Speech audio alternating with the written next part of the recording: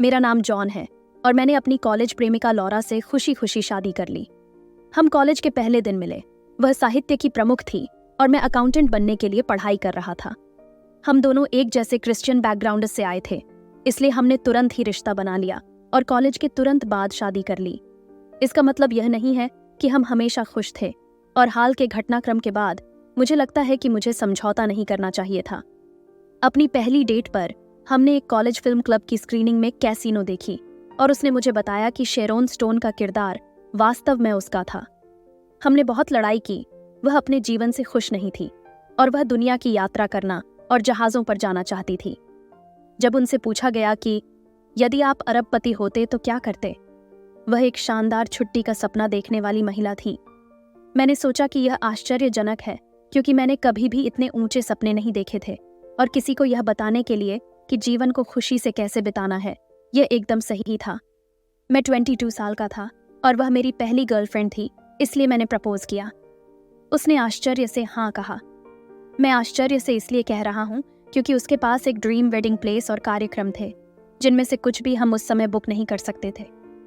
तब मुझे पता चला कि उसके पिता उसकी शादी के लिए तब से पैसे बचा रहे थे जब वह 10 साल की थी, ताकि हम उसकी सपनों वाली शादी कर सकें जो वह चाहती थी। हालांकि मैं इतने बड़े और दिखावटी शो से असहज था, लेकिन मैं सहमत हो गया क्योंकि मुझे बताया गया था कि आपको प्यार में बलिदान देना पड़ता है। उसके पिता ने शादी में भाषण दिया जहां उन्होंने एक मजाक किया जिससे वह क्रोधित हो गई। मजाक यह था कि उसने कभी नहीं सोचा था कि उन्होंने उसकी शादी के लिए जो पैसा बचाए थे उसका इस्तेमाल किसी और चीज के लिए किया जाएगा। राजकुमारी कभी भी इससे कम पर सहमत नहीं होती, इसलिए तुम्हें अपना राजकुमार मिल गया होगा डार्लिंग। मैं आपके लिए खुश हूँ, उन्होंने कहा और भाषण समाप्त कर दिया। हालांकि बाकी सभी ने उस भाषण को उसी भावना से लिया जिसके लिए वह अभिप्राय था। उसने सोचा कि उसने उसकी शादी के दिन उसका अपमान किया है। मैंने लड़ाई के बारे में ज्यादा नहीं सोचा। मैं बस खुश था कि वह हमारी शादी में मुझसे नहीं लड़ रही थी। जब वह मेरे अंकल रिचर्ड और उनकी तत्कालीन पत्नी सारा से मिली तो उन्हें सांत्वना मिली और वह उनके साथ काफ़ी सहज हो गईं। रिचर्ड सिलिकॉन वैली में एक एंटरप्रेन्योर थे और अरबपति बन गए। शादी के बाद उसने उनके बारे में खूब बातें की। मैंने इसके बारे में कुछ नहीं सोचा। उन्होंने हमें बाली में हनीमून का उपहार दिया, एक शानदार उपहार। हमने उन दोनों को धन्यवाद दिया। ओह, ये ठीक है, ये शादी का सबसे अच्छा समय है। बच्चों से पहले, जिम्मेदारी से पहले, इससे पहले कि आपका पति आपको हफ्तों के लिए घर पर छोड़ दे, आंटी सारा ने कहा। अरे अभी उन्हें मत डराओ, वह मजाक कर रही है प्रिय। विवाह के हर हिस्से में मुद्दे हैं। यदि आप इससे निपटने के लिए सुझाव जानना चाहते हैं तो हमें कॉल करें, रिचर्ड ने कहा। मुझे बुलाओ, उसे मत बुलाओ। अगर आप जानना चाहते हैं कि कहाँ निवेश करना है या आगे किसकी कंपनी गिरने वाली है तो उसे कॉल करें, सारा ने हंसते हुए कहा। शादी खूबसूरत थी और हर कोई खुश था। वह आखिरी बार था जब मैं दुनिया में बिना किसी चिंता के खुलकर हंसा था। मैंने प्रार्थना की कि मेरा जीवन भी ऐसा ही हो। ओह, मैं कितना गलत था। हम अपने गृहनगर मिडलैंड में बस गए, जहां मुझे एक दोस्त की कंपनी में अच्छी नौकरी मिल गई। शादी के बाद वह सिनसिनाटी से चली गईं। हमारे 2 खूबसूरत बच्चे एमिली और स्टीवन थे। वह एक गृहिणी बन गई और उसने अपने खाली समय में एक उपन्यास लिखने का फैसला किया। उसने मुझे बताया कि कैसे वह एक बेस्ट सेलिंग लेखिका बनेगी और मैं एक दिन उसकी आय का प्रबंधन करूंगा। मैंने उसे प्रोत्साहित किया। खाली दिमाग के साथ घर पर बैठना खतरनाक हो सकता है। खाली दिमाग शैतान की घर है। आखिरकार इसलिए मैंने उसके लिए ऑनलाइन पाठ्यक्रम खरीदे जिससे वह भी कुछ सीख सके। बच्चों के जन्म के बाद वह हमारी जीवन शैली से और अधिक असंतुष्ट रहने लगी। वह हर दूसरे महीने किसी पॉश रिजॉर्ट की यात्रा करना या शॉपिंग पर जाना चाहती थी, लेकिन हमारी आर्थिक स्थिति ने वास्तव में इसका समर्थन नहीं किया, खासकर हमारे बच्चों के स्कूल के खर्चे खत्म होने के बाद। लेकिन मैं झुक गया और किसी भी तरह से उसे क्रेडिट कार्ड दे दिया, क्योंकि मैं नहीं चाहता था कि यह झगड़े में बदल जाए। मेरे पिताजी ने मुझसे कहा था, खुश पत्नी, सुखी जीवन, इसलिए मैंने मान लिया। हम पर काफ़ी कर्ज इस हद तक बढ़ गया कि जब वह सो रही थी तो मुझे चुपचाप उससे कर्ज चुराना पड़ा। उसने सुबह बच्चों के सामने दौरा डाला और चिल्लाती रही, लेकिन मैं चुप रहा। मैंने सोचा कि कार्ड के बिना वह घर बैठेगी और जो उपन्यास लिख रही थी उस पर ध्यान केंद्रित करेगी। यह भी गलत निकला। उसने मेरे माता पिता से पैसे उधार लिए और दोस्तों के साथ शराब पीने चली गई। उसने कभी अपने माता पिता से नहीं पूछा, क्योंकि उसे डर था कि उसके पिता पूछताछ करने आएंगे। जब मेरी पत्नी वापस आई तो मैंने नशे की हालत में उसका सामना किया और इसके बाद चारों तरफ चीख पुकार मच गई। हमने सड़क पर सभी को जगाया और पुलिस को आकर इसके बारे में पूछताछ करनी पड़ी। अगले दिन हमारे माता पिता दोनों ने हस्तक्षेप किया। उन्होंने हमें व्याख्यान दिया और क्रेडिट कार्ड के डेब्ट से निपटने में हमारी मदद की। मेरी पत्नी ने वादा किया था कि वह अपना सर्वश्रेष्ठ व्यवहार करेगी और उसने वह सब किया क्योंकि उसे लंबे समय तक छुट्टी नहीं मिली थी। मैं स्वीकार करता हूं कि अपने हनीमून के बाद हमने एक भी दिन काम किए बिना या अपने जीवन की चिंता किए बिना नहीं बिताया, लेकिन यह मिडिल क्लास जीवन है। वैसे भी मैंने वादा किया था कि आने वाले क्रिसमस के दौरान हम छुट्टियों पर जा सकते हैं। स्टीवन और एमिली सदमे में थे और बहुत डरे हुए थे कि हम में तलाक की नौबत आ जाएगी। मैं नहीं जानता कि बच्चों को ये वयस्क परिस्थितियां कौन सिखाता है, लेकिन मैंने उनसे वादा किया कि जब तक हम दोनों में से कोई भी मर नहीं जाएगा तब तक ऐसा कुछ नहीं होगा। हाल ही में रिचर्ड और सारा का तलाक हो गया। मेरी पत्नी ने उसे जब भी अपने परिवार की याद आए रात्रि भोज पर आने की पेशकश की। मैं भी उत्साहित था। मैं उनकी कंपनी में अकाउंटेंट के रूप में शामिल होना चाहता था। नौकरी में अच्छा वेतन मिलेगा और शायद हम मिडलैंड से दूर जा सकते थे। जब वह पहली बार आया तो हमने पूरी रात मेरे बचपन, जीवन और उसके तलाक के बारे में बात की। जाहिर तौर पर यह एक संगठित तलाक था। वे दोनों एक दूसरे से थक चुके थे। चाचा को काम के सिलसिले में अक्सर यात्रा करनी पड़ती थी और वह पिता होने की आवश्यकताओं को पूरा नहीं कर पाते थे। उनकी पत्नी भी इकलौती माता पिता होने और अपने पति के साथ रहते हुए 3 बच्चों की देखभाल करने से बहुत थक गई थी। उन्होंने बिना किसी लड़ाई झगड़े के सब कुछ बांट लिया और दोनों जब चाहें बच्चों से मिलते थे। तभी मेरी पत्नी बोली, मैं समझ गई उसका मतलब क्या है। मेरा मतलब है कि उस दिन हमारी बड़ी लड़ाई के बाद मैंने जॉन को तलाक देने के बारे में सोचा था। मैं इसे अब और नहीं कर सका। मैं एक पत्नी और माँ होने के नाते बहुत फंसी हुई महसूस कर रही थी। ऐसा लगा जैसे उसके लिए यह बहुत आसान था। मुझे क्षमा करें जॉन। मैं जानता हूँ आप मेरी बहुत मदद करते हैं, लेकिन आप जानते हैं कि ये भावनाएं तर्कहीन हैं। मैंने इसे सिर्फ एक मजाक के रूप में लिया और आगे बढ़ गया। जल्द ही मुलाकातें थोड़ी अधिक होने लगीं। ऐसा नहीं है कि हम उसके व्यवसाय के पास रहते थे, लेकिन वह कुछ बार हमसे मिलने के लिए अपने रास्ते से बाहर गया था। आप जानते हैं, मैं अपने बच्चों को इतनी आसानी से नहीं देख सकता। जैसे जैसे उनकी उम्र बढ़ती है वे बहुत स्वतंत्र हो जाते हैं। उनका अपना जीवन होता है। वे मेरे जैसे बूढ़े आदमी के लिए समय नहीं निकाल सकते। मेरे चाचा ने कहा। बच्चे भी उनसे प्यार करते थे, इसलिए मैंने इसके बारे में ज्यादा नहीं सोचा। लेकिन मेरी पत्नी के प्रति उनका व्यवहार बदल गया था। मेरी पत्नी ने हमेशा हग्स और किस्सेस के माध्यम से प्यार दिखाया है। वह मेरी माँ और पिताजी के साथ भी ऐसा करती थी। इसलिए मैंने हग्स और डांस के बारे में ज्यादा नहीं सोचा, लेकिन कुछ सही नहीं लगा। शुरुआत में रिचर्ड आखिरी उड़ान पकड़ने के लिए रात होने से पहले निकल जाते थे, लेकिन लॉरा के आग्रह पर मुख्य रूप से उन्होंने रात को वहीं रुकना और सुबह की फ्लाइट पकड़नी शुरू कर दी। मेरे सोने के बाद वे सारी रात बातें करते थे। मुझे ज्यादा संदेह नहीं हुआ क्योंकि वह हमसे लगभग 20 साल बड़े हैं और वे दोनों वयस्क हैं। लेकिन उनकी अंतिम यात्रा के बाद लॉरा हमारे साथ बेहद उदासीन हो गई। पहले मुझे लगा कि यह सिर्फ मैं ही हूं, लेकिन उसने बच्चों को भी नजरअंदाज कर दिया। फिर जब उससे पूछा गया तो उसने बस यही कहा कि मुझसे शादी करना उसकी जिंदगी की सबसे बड़ी गलती थी। मैं इतना स्तब्ध था कि कुछ भी नहीं कह सका, इसलिए मैंने माफी मांगी और बिस्तर पर चला गया। अगले दिन वह अपने माता पिता के घर गई और उसके पिता ने उसे छोड़ दिया। जाने से पहले उसके पिता ने मुझसे पूछा कि शादीशुदा जिंदगी मेरे साथ कैसा व्यवहार कर रही है और रिचर्ड के बारे में भी। मैंने बस सिर हिलाया और यह घटता और बहता है जैसे पुराने वाक्यांश दोहराए। लेकिन यह आश्चर्य की बात थी, उन्होंने कभी भी मेरे किसी रिश्तेदार के बारे में नहीं पूछा। उसके पिता इंट्रोवर्ट थे। वह अपने गैराज और अपनी पत्नी से उसी तरह प्यार करते थे। मुझे पार्टियों और नए लोगों से नफरत थी, इसलिए मैं वह बातचीत नहीं कर सका। मुझे लगा कि शायद लॉरा ने उनके स्थान पर उसके बारे में बात की थी, इसलिए वह बस उत्सुक थे।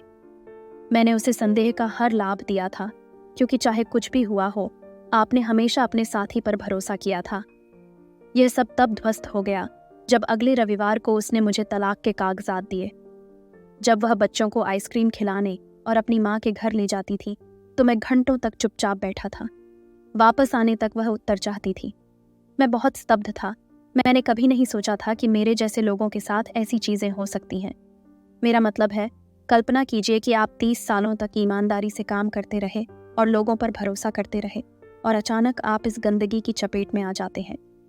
मैं बस कागजात लेकर अपने माता पिता के घर चला गया।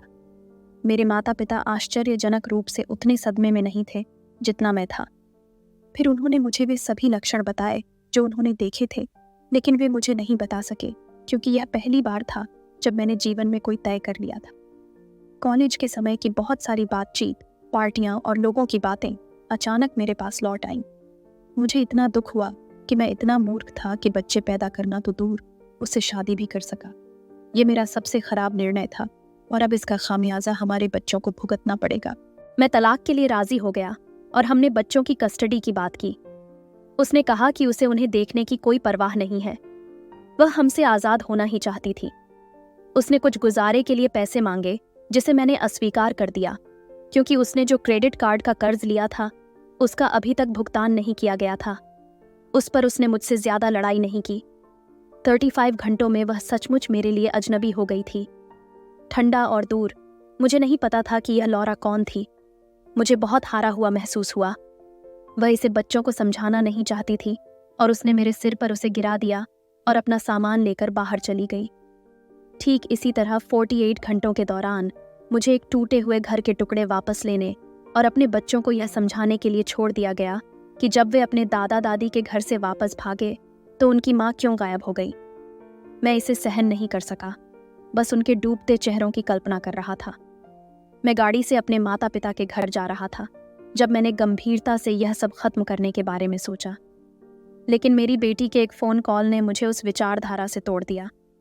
मुझे रोने और उदासी से पीड़ा महसूस हुई। मैं लड़ना चाहता था। मैं पहले से ही एक असफल पति था। मैं यह भी नहीं समझ सका कि मैं एक असफल पिता हूँ। इसलिए मैंने उन्हें बैठाया और धीरे धीरे समझाया कि वे शायद अपनी माँ को फिर कभी क्यों नहीं देख पाएंगे। मैंने कई विवरण छोड़ दिए, क्योंकि मैं नहीं चाहता था कि वे अपनी माँ के प्रति घृणा पालते हुए बड़े हों। लेकिन मैंने फैसला किया है कि मैं लड़ूंगा और उन्हें एक अच्छा भविष्य दूंगा। इससे कोई फर्क नहीं पड़ता कि मेरे स्वास्थ्य की कीमत कितनी है या बलिदान की मात्रा कितनी है। माता पिता के रूप में हमारी अक्षमता के लिए वे दोषी नहीं हैं। मेरे माता पिता मेरी मदद करने के लिए सहमत हुए हैं। उम्मीद है कि अब से हम उस टूटे हुए घर को ठीक करने में सक्षम होंगे जो लौरा ने हमारे लिए छोड़ा था। अद्यतन 1। पिछले कुछ महीनों से जीवन बेहद कठिन रहा है। एकल माता पिता बनना एक बड़ा काम है, और मेरे माता पिता अपने खाली समय में मेरी बहुत मदद करते हैं। लेकिन उन शुरुआती सुबहों में से कुछ में मैं सब कुछ छोड़ने से एक सांस दूर हूँ। पूरा तलाक हो गया। अदालती कार्यवाही सुचारू रूप से चली। उसने कुछ भी नहीं मांगा, यहाँ तक कि उन बच्चों को भी नहीं जिन्हें उसने जन्म दिया था। मेरे चाचा भी कमरे में मौजूद थे, जो परेशान करने वाला था।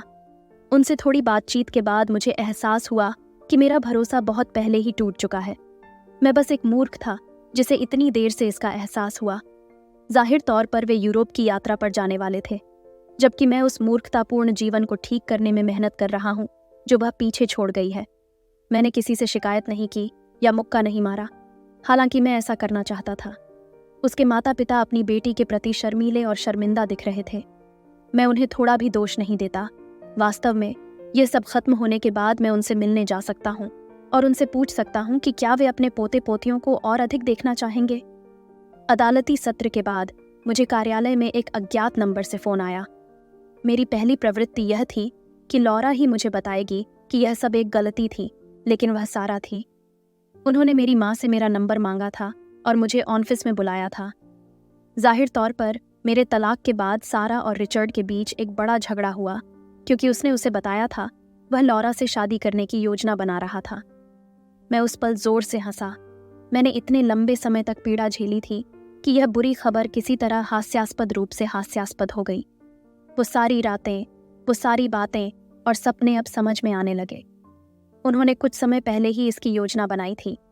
लड़ाई के दौरान सारा ने अपने पूर्व पति से वादा किया कि उनके बच्चों का भविष्य सुरक्षित रहेगा।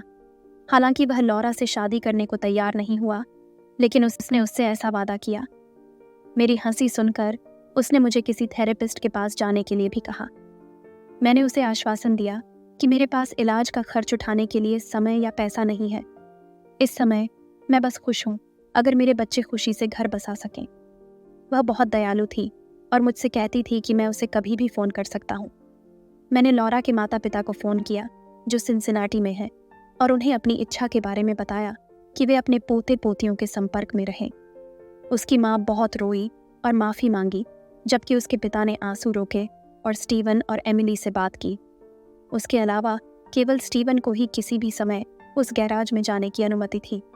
उन्होंने मुझे बताया कि आखिरी बार उन्होंने सुना था कि वह रिचर्ड के साथ यूरोप का दौरा कर रही थीं।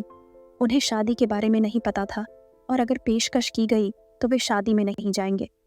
उन्होंने यह भी कहा कि वे थैंक्सगिविंग के लिए हमसे मिलने आएंगे। मैंने उनसे कहा कि छुट्टियों के दौरान किसी भी कंपनी के लिए मैं खुश हूँ। जहाँ तक लॉरा का सवाल है, ये उन पर निर्भर है कि वे अपनी इकलौती बेटी के साथ कैसा व्यवहार करते हैं। अद्यतन 2। मेरे तलाक को 8 महीने हो गए हैं। आज मैं ऑफिस में था जब सारा का फ़ोन आया। अंकल रिचर्ड को दिल का दौरा पड़ा और उन्हें न्यूयॉर्क के क्वींस हॉस्पिटल में भर्ती कराया गया। वह न्यूयॉर्क जा रही थी और जानना चाहती थी कि क्या मैं साथ आऊँगा। मैंने विनम्रतापूर्वक प्रस्ताव को अस्वीकार कर दिया, भले ही मुझे पता था कि लॉरा वहाँ होगी और मुझसे बात करना चाहेगी। कॉल काटने के बाद मैं तुरंत काम पर वापस चला गया। इसके बारे में सोचने की कोशिश नहीं कर रहा था। बाद में शाम को मैंने अपनी माँ को फ़ोन किया और उन्हें यह खबर सुनाई। उन्होंने मुझसे कहा कि उन्हें इस खबर के बारे में पता है, लेकिन वह उनसे मिलने नहीं जाएगी। मेरे और सारा के साथ अंकल रिचर्ड ने जो किया, उसके बाद वह उनसे मिलने जाने के लिए बहुत निराश थी। मैं उस भावना को समझता हूँ। मैं भी वैसा ही महसूस कर रहा था। मैं इस बात से खुश नहीं हूँ कि उन लोगों के साथ कुछ बुरा हुआ जिन्होंने मेरी जिंदगी को बड़े पैमाने पर बर्बाद कर दिया। मैं इतना आहत हूँ कि अपने दिमाग में उनके बारे में दोबारा गंभीरता से विचार करने में असमर्थ हूँ। इस समय मेरे पास बच्चों और काम का इतना बोझ है कि किसी भी चीज़ या किसी और की परवाह करना अनावश्यक लगता है। मुझे अपने बच्चों के लिए उनके जीवन को सुरक्षित करने की ज़रूरत है। एक अरबपति और उसकी नवविवाहित युवा पत्नी के मरने पर क्या होता है, इसके बारे में मैं कुछ भी नहीं बता सकता। हालांकि इस मामले में दोनों मेरे जीवन में एक समय पर वास्तव में करीबी रिश्तेदार थे। स्टीवन ने कुछ वेब खोज की है और उसकी माँ क्या कर रही है, इसके बारे में बहुत सारी जानकारी प्राप्त की है। एक दिन उसने मुझसे इस बारे में भी पूछा कि मैं उसे तलाक देने के लिए क्यों तैयार हो गया। आजकल बच्चे इंटरनेट तक अपनी पहुंच के कारण बिना इसके लिए तैयार हुए बहुत ही वयस्क भावनाओं और विचारों को देखते और महसूस करते हैं। इसलिए मैंने उसे सांत्वना दी कि यह बेहतरी के लिए है और अगर वह मुझे खुश देखना चाहता है तो उसे स्कूल में कड़ी मेहनत करनी होगी। मुझे अच्छे ग्रेड और आईवी लीग स्कूल नहीं चाहिए। मैं अमेरिकी सपने में विश्वास नहीं करता। मैं बस यही चाहता था कि वह जीवन में किसी चीज़ को लेकर गंभीर हो और दयालु जीवन जीना सीखे। बाकी चीज़ें समय और अनुभव के साथ अपने आप ठीक हो जाएंगी। दूसरी ओर एमिली के बारे में मुझे अधिक चिंता है। वह अपनी माँ की तरह भावनात्मक रूप से बहुत संवेदनशील है और मुझे डर है कि मैं एक एकल पुरुष पिता के रूप में उसे एक मजबूत लड़की होने के बारे में शिक्षित करने के लिए पर्याप्त प्रयास नहीं कर पाऊंगा। लॉरा के माता पिता अब अक्सर बाहर रहते हैं और वे एमिली और स्टीवन से प्यार करते हैं। विशेष रूप से उसकी माँ एमिली को बहुत पसंद करती है। उन्होंने मुझसे पूछा कि क्या यह आसान होगा अगर मैं उनके साथ सिनसिनाटी चला जाऊं। वे ऐसे लोगों को जानते थे जो मुझे अच्छी नौकरी दिलवा सकते थे और वे हर समय मेरे बच्चों की देखभाल करने में मेरी मदद कर सकते थे। चूंकि मेरे माता पिता बूढ़े हो रहे थे और मैं उनकी भाग दौड़ का सामना करने में सक्षम नहीं था, मैंने उनसे कहा कि मैं इसके बारे में सोचूंगा। अद्यतन 3। मेरे चाचा को अस्पताल में भर्ती हुए 1.5 महीना हो गया है। पिछले सप्ताह सारा, बच्चों और संभवतः लॉरा के साथ उनका निधन हो गया, लेकिन नई लड़ाई शुरू हो गई है। लॉरा अपने दूसरे पति की संपत्ति का आधा हिस्सा चाहती है। रिचर्ड की वसीयत उसके पास मौजूद हर चीज को उसके बच्चों और सारा को उनके अभिभावक के रूप में सौंप देती है। चूंकि उनकी शादी को केवल कुछ महीने ही हुए थे, इसलिए उन्होंने अभी तक अपनी वसीयत बदलने की जहमत नहीं उठाई थी। सारा ने फोन किया और मुझे अंतिम संस्कार की पूरी गड़बड़ी के बारे में बताया। जाहिर तौर पर जब सारा को बोलने का पहला मौका दिया गया तो लॉरा लड़ी और रोई। फिर नशे की हालत में पारिवारिक वकील के साथ खुलने मिलने की कोशिश की। अंतिम संस्कार शुरू होने से पहले ही सारा के एक बच्चे की उससे बहस भी हो गई। इसके अंत तक उपस्थित लोगों में से प्रत्येक ने लॉरा को नजरअंदाज कर दिया और केवल सारा से बात की। इससे गाली ग्लौज और अपशब्दों का आदान प्रदान शुरू हो गया। मज़ेदार बात यह है कि लौरा के माता पिता ने कल मुझे फ़ोन करके बताया कि वह वापस आकर उनके साथ रहने की कोशिश कर रही है, परंतु जब उन्होंने उसे पूरी तरह से नकार दिया तो वह क्रोधित हो गई और उन पर चिल्लाने लगी। यहाँ तक कि उनके घर के सामने एक दृश्य बनाने के लिए गाड़ी भी चलाई। इससे वे पूरी तरह डर गए और पड़ोसियों ने पुलिस बुला ली। लौरा को गिरफ्तार कर लिया गया और ले जाया गया। मुझे डर था कि वह हमारे घर पर भी ऐसा करेगी, इसलिए मैंने बच्चों को उनके दादा दादी के पास भेज दिया और स्टेशन पर उनसे मिलने चला गया। पहले तो वह मुझे देखकर बहुत खुश हुई। वह लगभग 1 घंटे तक लगातार बोलती रही कि वह जो काम करती है उसे करने में उसे कितना गलत लगता है। उसे लगा कि वह फंस गई है और उसे बाहर निकलना पड़ा, और वह निराश थी कि बाहर निकलने की प्रक्रिया में उसने हमें चोट पहुंचाई। मुझे अपने अंदर बहुत गुस्सा महसूस हुआ। कितनी रातें मुझे एमिली को रोते हुए सुलाना पड़ा क्योंकि वह अपनी माँ को याद करती थी। स्टीवन के लिए मुझे कितने नाश्ते बनाने पड़े इससे पहले कि वह एक संतुष्टिदायक नाश्ता कर सके। कोई चेतावनी नहीं, कोई समय नहीं और कोई समझौता नहीं। वह बस चली गई और अब वह मुझे यह बकवास दे रही है। मैंने सभ्य बनने की कोशिश की, लेकिन उसकी बात सुनने के बाद वह हमेशा मुझसे प्यार करती थी और वह उम्मीद कर रही थी कि चीज़ें पहले जैसी हो जाएंगी। मैंने इसे खो दिया और चला गया। वह घर तक पूरे रास्ते मेरा पीछा करती रही, जहां मैंने उसे दिखाया कि हम आगे बढ़ चुके हैं और इस घर में उसके लिए कोई जगह नहीं है। जब वह इस मध्यवर्गीय सस्ते घर की जिम्मेदारी और तनाव को न चाहते हुए बाहर चली गई तो उसने हमारा प्यार भी खो दिया। मैंने पूरी कोशिश की कि मैं बुरा न लगूं, लेकिन मुझे नहीं लगता कि मैं सफल हुआ। वह बीच सड़क पर चिल्लाने लगी जबकि मैं एक अजनबी के चेहरे को घूर रहा था। मैं चली जाऊंगी और कभी वापस नहीं आऊंगी। तुम मुझे हमेशा के लिए खो दोगे, तब तुम्हें मेरी कीमत पता चलेगी। आप सभी मेरी भावनाओं की परवाह न करें। मैं तुम सबको सबक सिखाऊंगी। मेरी जिंदगी बर्बाद करने के लिए भाड़ में जाओ, वह चिल्लाई, इससे पहले कि एक पुलिस की गाड़ी आकर उसे एक बार फिर से ले जाए। मुझे बहुत दोषी महसूस हुआ, एक गैर जिम्मेदार माँ और पत्नी को ना कहने के लिए नहीं, बल्कि इसके बारे में बुरा न मानने के लिए। यह लाभप्रद लगा कि कड़ी मेहनत करने का केवल एक ही लाभ था। मैं पागलपन और अस्थिरता के संगीत का सामना पूरी शांति के साथ कर सकता हूँ, क्योंकि मैंने इसमें अपना सब कुछ लगा दिया। मैं किसी को या किसी चीज को दोष नहीं दूंगा। अपने बच्चों को आइसक्रीम खाते हुए मुस्कुराते हुए देखने के लिए कड़ी मेहनत करने से थकने का वह हल्का एहसास, वह मेरे लिए काफी इनाम था। अद्यतन 4। आखिरी बार 7 महीने बाद मैंने लौरा को देखा। मुझे सुबह सुबह LAPD से फोन आया। उन्होंने मुझे आकर एक शव की पहचान करने के लिए बुलाया। मैं हैरान था, लेकिन मुझे अभी भी नींद आ रही थी। मैंने उसके माता पिता को बताया, जो मेरे साथ आ गए। स्टीवन और एमिली को मेरे माता पिता के घर पर छोड़कर हम वहां से उड़े। जैसे ही मैं फ्लाइट में चढ़ा, मुझे यकीन हो गया कि यह लौरा ही है। उसने सुपरस्टार लेखिका बनने के बारे में अपनी जोशीली बातचीत के दौरान मुझे बताया था। लॉस एंजल्स, हॉलीवुड, निश्चित रूप से वह अपने जीवन में बाकी सब कुछ खत्म होने के बाद वहां जाएगी। मैं बस यही उम्मीद कर रहा था कि वह भयानक मौत न मरे। मैं उससे नफरत करता था, लेकिन मैं अपने बच्चों की मां को कष्ट में नहीं देखना चाहता। हम दोपहर के आसपास LA पहुंचते हैं। हमें मुर्दा घर में ले जाया गया और वहां हमने वह देखा जो हमारे दिल पहले से ही जानते थे। वह बेहद दुबली हो गई। यह अधिक मात्रा में सेवन से की गई आत्महत्या थी। वह LA चली गई थी और ड्रग्स की लत में पड़ गई थी। धीरे धीरे, लेकिन निश्चित रूप से उसके सारे सपने अगली सुई के बारे में थे। वह पहले भी काफी हद तक शराब की ओर रुख कर चुकी थी, लेकिन कठोर दवाओं से वापसी करना असंभव था। दर्द उसके लिए भी असहनीय था।